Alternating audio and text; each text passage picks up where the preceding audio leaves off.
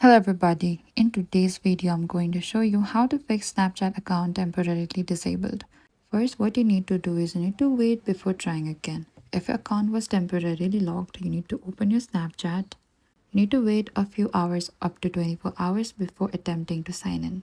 And you can also unlock your account. What you can do is you need to open any other web browser and type down Snapchat account unlock and search for it. Over here, select this My Snapchat account is logged in the top. And from here, scroll a bit down and select this My account was temporarily logged. If you see the message, it can be logged due to unauthorized third-party app or plugin use, and you need to check the error message in the app or the email address associated with your Snapchat account to learn how long the lock period is.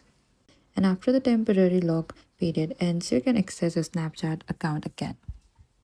And you need to remove unauthorized app. If you're using any third-party Snapchat app, plugins or tweaks, uninstall them immediately.